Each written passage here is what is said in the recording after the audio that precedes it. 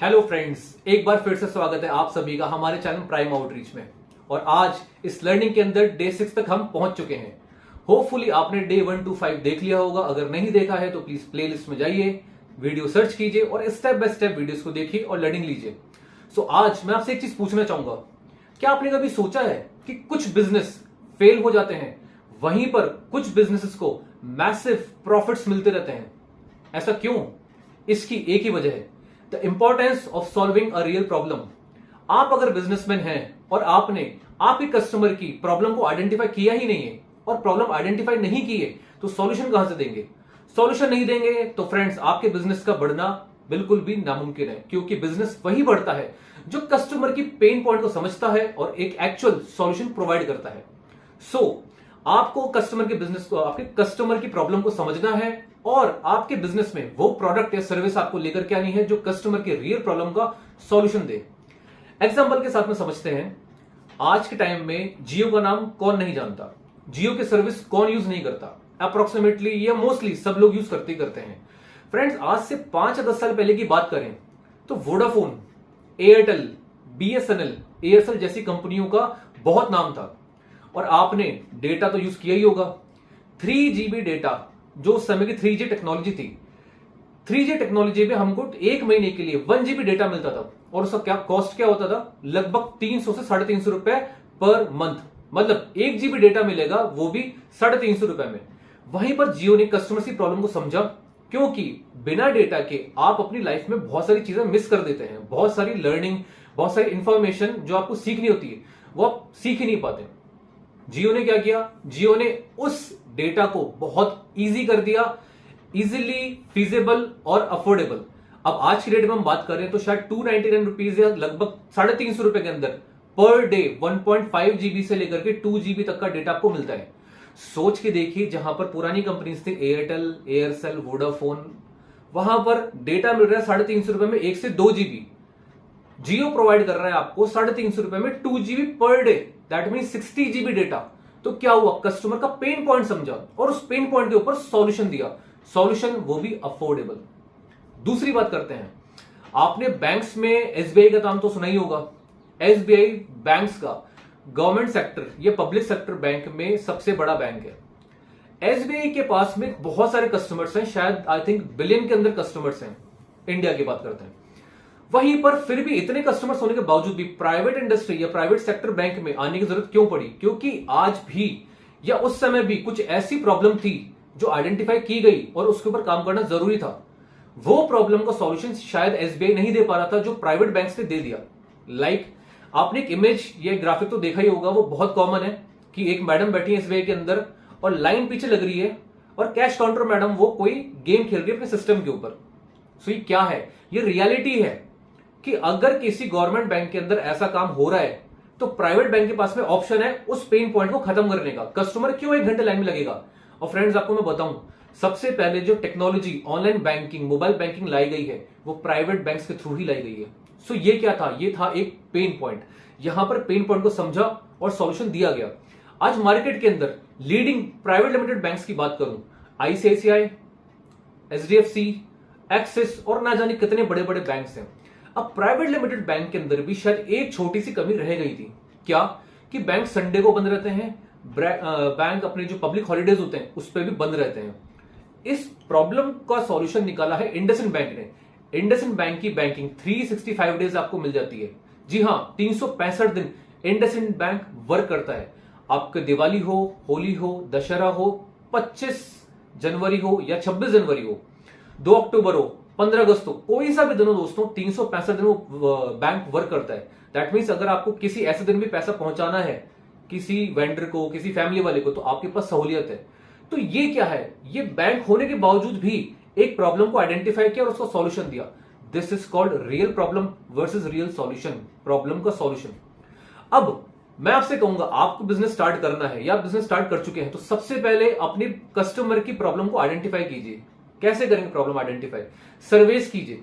सर्वे करना होगा आपको ऑफलाइन या ऑनलाइन। ऑफलाइन सर्वे में आपको पूछना होगा कस्टमर से कि आपकी प्रॉब्लम क्या है। अब आप बोलेंगे यार मैं कस्टमर से प्रॉब्लम पूछूंगा, हो सकता है मुझे मना कर दे। सर, आप बिजनेस कर रहे हैं या बिजनेस करने जा रहे हैं, आपको शर्म हया सब कुछ छोड़नी पड़ेगी। आपको मार्केट में जब उतरना है बिजनेस करने के लिए, या अगर आप उतर चुके हैं तो ये सारी चीजें साइड में हटाइए। क्योंकि देखिए, जो लाइफ में सबसे बड़ा बना है वो बहुत सारी ठोकरें खा के बड़ा बना है, या उसने बहुत सारी मतलब जिल्लत सहन की है, बदनामी सहन की है, बेइज्जती सहन की है, पर उसने बेइज्जती को रखा साइड में। मतलब जो होगा देखा जाएगा, मैं तो काम करूंगा। सेम वे आपका भी एटीट्यूड वही होना चाहिए। Attitude should be like bounce back, कि एक बार गिरूंगा दोबारा उठूंगा, दोबारा गिरूंगा तिबारा उठूंगा, तिबारा उठूंगा चौथी बार उठूंगा, पर मैं मानूंगा नहीं। सेम वे आपको सर्विस करने हैं ऑफलाइन। ऑनलाइन सर्विस भी कर सकते हैं। लाइक आपके पास में बहुत सारे सोशल मीडिया प्लेटफॉर्म है। फेसबुक का यूज कीजिए, इंस्टाग्राम का यूज कीजिए, व्हाट्सएप का यूज कीजिए। आपके पास में इंडिविजुअल लोगों का डेटा होगा या कनेक्शन होंगे, आपके पास में ग्रुप्स के कनेक्शन होंगे, ग्रुप में भेजिए, उनसे प्रॉब्लम पूछिए कि यार आप प्रॉब्लम क्या फेस कर रहे हो, या फिर किसी एक पर्टिकुलर इंडस्ट्री में, किसी एक पर्टिकुलर सेक्टर में उनसे प्रॉब्लम पूछिए कि अगर आप बाल कटाने जाते हो, सैलून जाते हो, क्या प्रॉब्लम फेस करते हो। वो बोलते हैं मेरे तो सब कुछ बढ़िया है, मुझे कोई प्रॉब्लम नहीं है। अच्छा, गाड़ी ठीक कराने जाते हो रिपेयरिंग में, क्या दिक्कत आती है। सब कुछ ठीक है, बहुत बढ़िया है, कोई दिक्कत नहीं है। अच्छा, घर में कोई टूट फूट होती है तो क्या कोई दिक्कत आती है। हाँ हाँ, घर में दिक्कत होती है यार, यार मेरे लकड़ी का बेड है, उसके नीचे का पाया टूट गया, कारपेंटर नहीं आता। That's the problem. अब ये क्या है, ये पेन पॉइंट है आपके कस्टमर का। पेन पॉइंट अगर आपने समझ लिया, इसके रिलेटेड अब आपको क्या करना है, मार्केट रिसर्च, जो कि मैं पिछली वीडियोस में बता चुका हूं। अब आपको क्या हुआ सॉरी, आपको क्या हुआ, आपको एक बिजनेस समझ में आया कि कस्टमर की प्रॉब्लम ऐसी है। दोस्तों एक चीज और ध्यान रखिएगा कि आपको सिर्फ एक कस्टमर को सुनकर के ये चीज नहीं करनी है। आपको एक कस्टमर को सुन के ऐसे बहुत सारे कस्टमर से फीडबैक लेना है कि क्या घर में कोई कारपेंटर वाला काम होता है, क्या कभी फर्नीचर टूट गया, कभी कोई ड्रॉर नहीं चल रही है, कभी किसी गेट में आवाज आ रही है, तो क्या सॉल्यूशन चाहिए। फ्रेंड को पूछिए, डेटा इकट्ठा कीजिए, लिखिए डायरी में, उसके बाद में उसका फेयर नोट बनाइए, एक डॉक्यूमेंट क्रिएट कीजिए, उसके बाद में काम करना शुरू कीजिए। देखिए, मैं आपको जो पॉइंट्स बता रहा हूं इसलिए बता रहा हूं क्योंकि मैंने मेरी डे टू डे लाइफ में लोगों को बताता हूं, मैं समझाता हूं मेरे कस्टमर्स को, और इससे उनको काफी सारा बेनिफिट होता है, बहुत हेल्प मिलती है। क्योंकि आप आगे जाकर के ठोकर खाओगे, 1 महीने 2 महीने बाद आपको पता चलेगा हाँ यार ये वाला स्टेप तो करना चाहिए था, मैं तो भूल गया। इसलिए फ्रेंड्स बोल रहा हूं, आज सीखिए, आज समझिए, और चीजों को स्ट्रीमलाइन कीजिए, चीजों को अच्छी तरीके से स्टार्ट कीजिए। वापस आते हैं अपने पॉइंट पे। सो हम कहां पर थे कि हमने कस्टमर की प्रॉब्लम को आइडेंटिफाई किया और उस अकॉर्डिंग एक बिजनेस को क्रिएट किया। अब हमने उसके ऊपर वर्किंग करना स्टार्ट किया। अब बात करते हैं कि बिजनेस जो है आपका इंपॉर्टेंस कैसे होनी चाहिए और बिजनेस के रियल प्रॉब्लम का सॉल्यूशन कैसे देना है।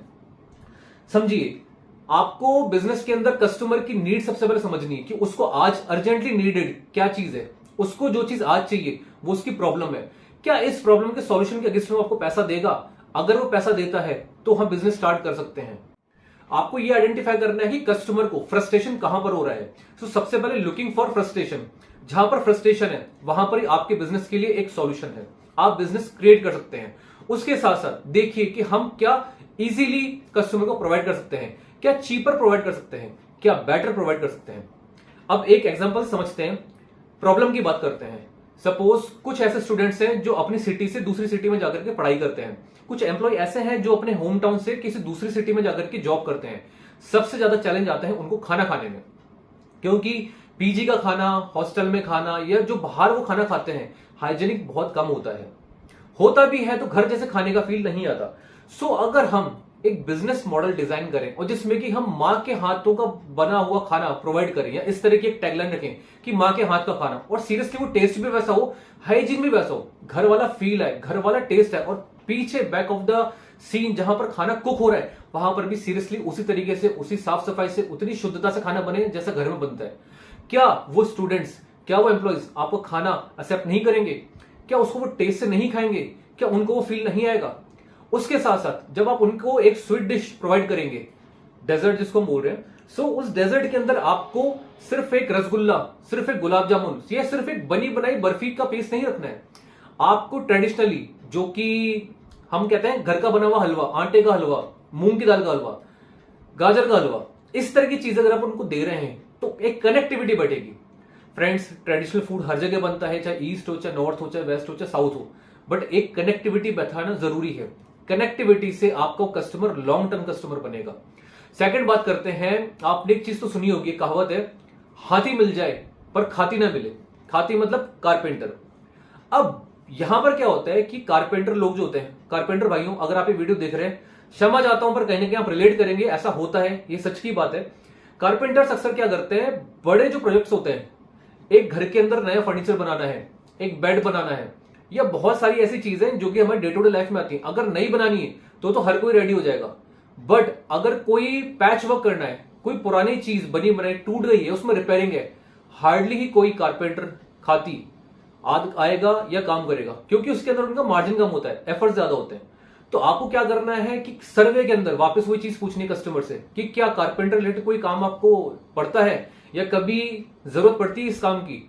जब आप सर्वे इकट्ठा करेंगे, कस्टमर सर्वे लेंगे, फीडबैक फॉर्म इकट्ठा करेंगे, तो आपको पता चलेगा बहुत सारे लोग ऐसे होंगे जो बोलेंगे हाँ भाई साहब हमको खाती नहीं मिल पा रहा है, कोई ऐसे सर्वे से तो बताओ। तो यहां पर आपको क्या हुआ, एक बिजनेस के लिए एक आइडिया मिल गया कि मैं छोटी मोटी स्किल सीख करके या वो लोग जिनको ऐसी स्किल्स आती है उनको हायर करके इस तरह का एक बिजनेस मॉडल क्रिएट कर सकता हूं।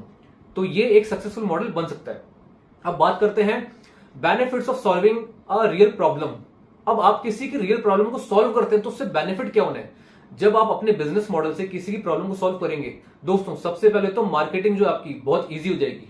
मतलब जहां पर आपको बहुत एफर्ट्स करने पड़ रहे थे वहां पर कम मार्केटिंग में ही आपका बिजनेस अच्छे से सर्वाइव करेगा, सक्सेसफुल हो जाएगा। उसके बाद में कंपटीशन कम हो जाएगा, आपके कहते हैं कि रेवेन्यू बढ़ जाएगा, सेल्स बढ़ जाएगी, प्रॉफिट बढ़ जाएगा। उसके बाद में बात करें तो लॉन्ग टर्म सस्टेनेबिलिटी आ जाएगी। मतलब आपको जहां पर कस्टमर को बार बार जोड़ने के लिए एफर्ट्स करने पड़ रहे थे वहां पर सर्विस मिल गई तो कस्टमर आपको लॉन्ग टर्म तक बन के रहेगा। और अगर हम दोबारा बात करें तो कस्टमर का टाइम बचेगा, एनर्जी बचेगी और ढेर सारा पैसा बचेगा। साथ ही साथ आप कस्टमर से रेफरेंस ले सकते हैं। तो जहां पर एक कस्टमर को हमको बनाने में बहुत सारे एफर्ट्स लग रहे थे वहां पर रेफरल के थ्रू आप कस्टमर की चेन बहुत लंबी कर सकते हैं और एक तरह से अपने बिजनेस का एक्सपेंशन बहुत बड़े लेवल तक लेके जा सकते हैं। फ्रेंड्स, आई होप आपको डे 6 की वीडियो के अंदर बहुत सारी लर्निंग मिली होगी। सो आपसे रिक्वेस्ट करूंगा वीडियो को ज्यादा से ज्यादा शेयर कीजिए, लाइक कीजिए और जिन लोग चैनल को सब्सक्राइब नहीं किया है वो चैनल को सब्सक्राइब भी कीजिए। सो हम मिलेंगे अगले वीडियो के साथ, तब तक के लिए गुड बाय।